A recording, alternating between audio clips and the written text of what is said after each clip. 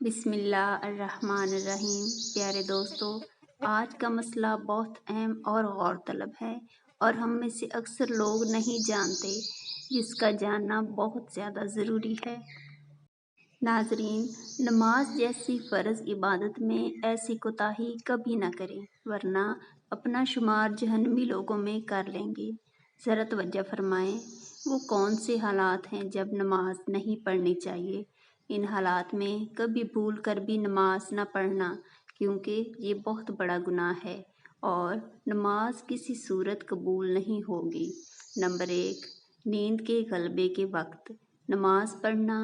حضرت انس بن مالک رضی اللہ تعالیٰ عنہ سے روایت ہے کہ نبی کریم صلی اللہ علیہ وسلم نے فرمایا، تم میں سے جب کسی کو نماز پڑھتے پڑھتے نیند کا غلبہ ہونے لگے تو اسے چاہیے کہ سو جائے، یہاں تک کہ نیند کا خمار کچھ نکل جائے اور وہ یہ سمجھ سکے کہ میں کیا پڑھ رہا ہوں۔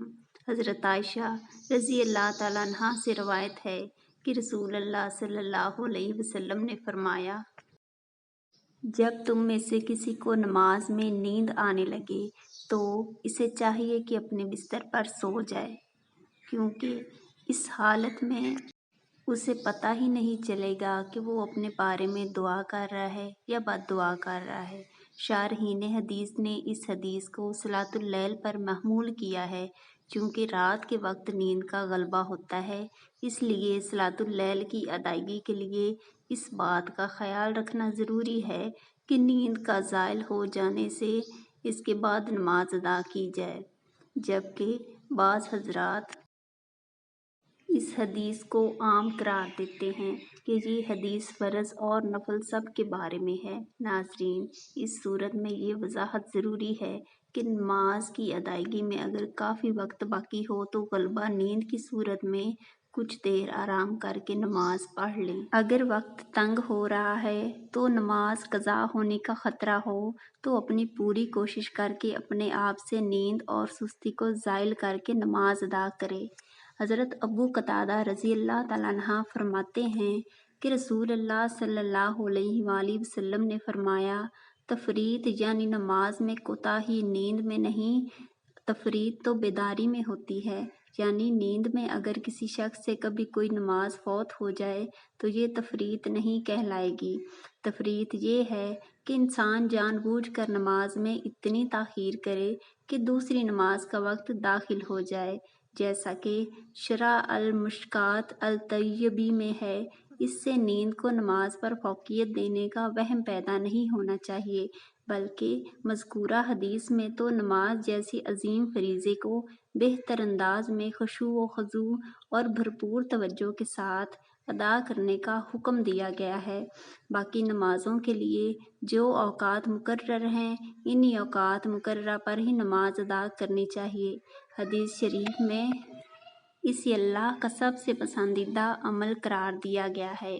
چنانچہ حضرت عبداللہ بن مسعود رضی اللہ تعالیٰ عنہ فرماتے ہیں، میں نے نبی کریم صلی اللہ علیہ وسلم سے سوال کیا کہ اللہ تعالیٰ کے ہاں سب سے محبوب عمل کیا ہے؟ تو رسول اللہ صلی اللہ علیہ وآلہ وسلم نے فرمایا، نماز کو اپنے وقت پر ادا کرنا۔ مقررہ وقت کے اندر اندر کسی وقت بھی نماز پڑھی جا سکتی ہے تو نماز ہو جائے گی اور وہ نماز ادا کہلائے گی، اس سے تاریخ ہو جائے گی۔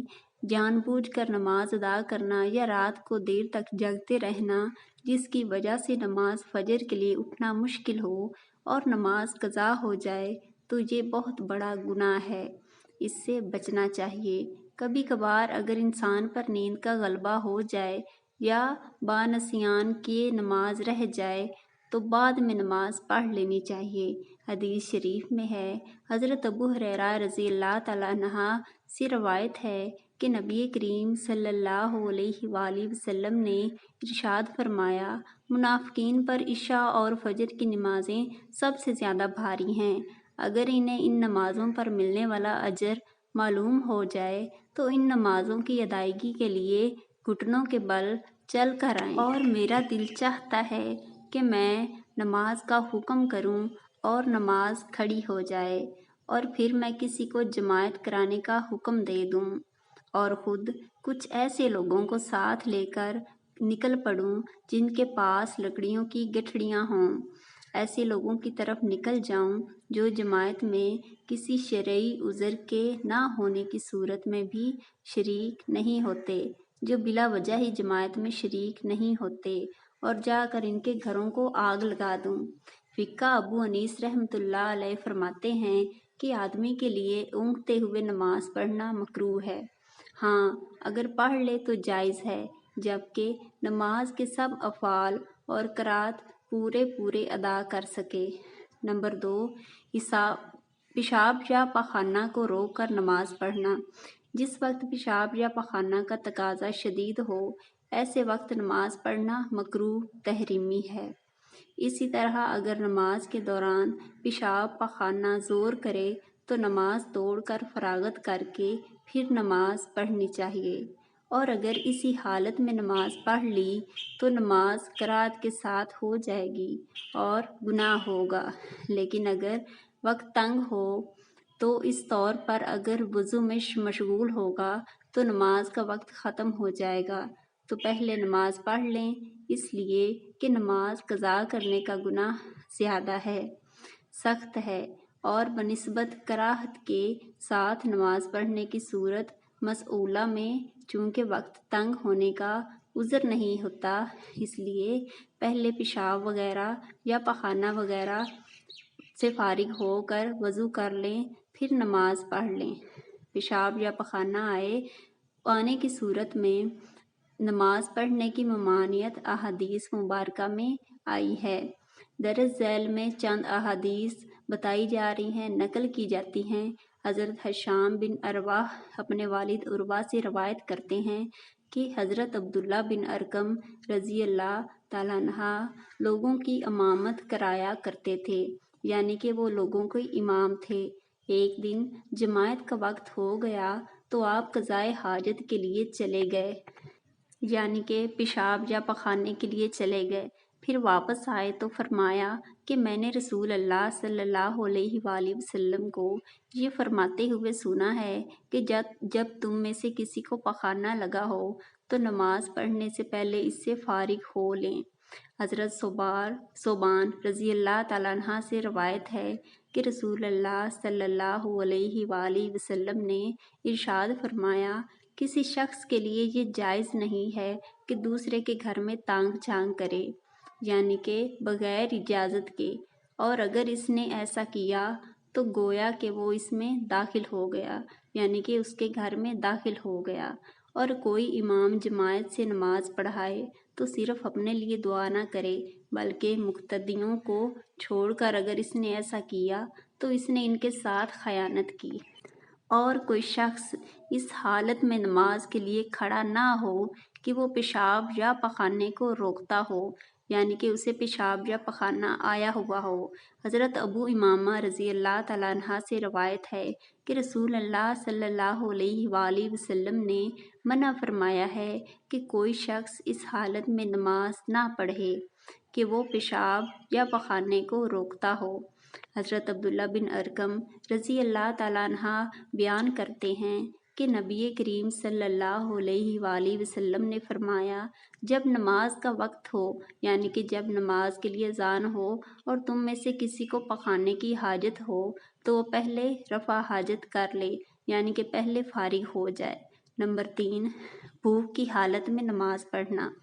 اگر جماعت تیار ہو اور بھوک شدت کی نہ ہو تو ایسی صورت میں نماز سے پہلے کھانا کھانا جائز نہیں ہے۔ دوسری صورت میں اگر شدت کی بھوک لگی ہو اور انسان کو پتہ ہو کہ وہ کھانا کھائے بغیر نماز میں خشوع و خضوع برقرار نہیں رکھ سکتا، یعنی کہ اپنی توجہ بار بار کھانے کی طرف لائے گا، تو ایسی صورت میں کھانے کو نماز پر مقدم رکھیں، یعنی کہ پہلے کھانا کھا لیں، پہلے کھانے سے فارغ ہو لیں۔ اور اگر آپ اکیلے نماز پڑھ رہے تھے یا آپ نے خود ہی جماعت کروانی تھی تو نماز سے پہلے کھانا کھانے میں کوئی حرج نہیں ہے، کوئی قباحت نہیں ہے۔ اگر جماعت کے ساتھ پڑھنی تھی اور بھوک بھی معمولی تھی، یعنی کہ اتنی کہ قابل برداشت ہو، تو ایسا کرنا ناجائز ہے۔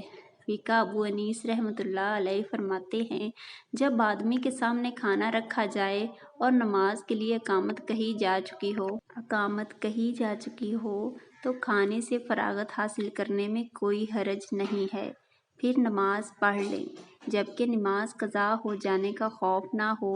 अगर नमाज के लिए खाना खाने से पहले खड़ा हो जाएगा तो फिर तुम्हारा दिल खाने में मशगूल रहेगा, यानी कि तुम्हारा दिल खाने की तरफ ही लगा रहेगा। लिहाजा बेहतर ये है कि पहले खाना खा लें और फिर नमाज पढ़ लें ताकि नमाज में पूरी तवज्जो हासिल हो। हज़रत नाफ़े रज़ी अल्लाह तआला अन्हा से रवायत है कि नबी करीम सल्लल्लाहु अलैहि वसल्लम ने फरमाया, जब तुम में से कोई खाना खाए तो हरगिज़ जल्दी ना करे, यानी कि जल्दी जल्दी से खाना ख़त्म ना करे यहाँ तक कि उससे फारिग ना हो ले। अगरचा नमाज के लिए अकामत कही जाए, हज़रत आयशा की तरफ अब्दुल्ला बिन उमर और अनस बिन मालिक आए और उनसे रवायत करती हैं कि रसूल अल्लाह सल्लल्लाहु अलैहि वसल्लम ने फरमाया, जब नमाज खड़ी हो जाए, यानी कि जब इमाम जमात खड़ी करवा ले और रात का खाना भी सामने आ जाए तो रात के खाने में पहल करो, यानी पहले खाना खा लो फिर नमाज पढ़ो। और नमाज जब खड़ी हो जाए और खाने पीने की अशिया सामने मौजूद हों तो मुनासिब ये है कि खाने पीने में पहल की जाए ताकि नमाजी की भूख ख़त्म हो जाए और इसका जहन दौराने नमाज खाने की तरफ ना लगा रहे। लेकिन इसकी शर्त ये है कि नमाज का वक्त तंग ना हो, यानी कि नमाज के कज़ा होने का ख़तरा ना हो और खाने की ज़रूरत और इसकी चाहत भी हो।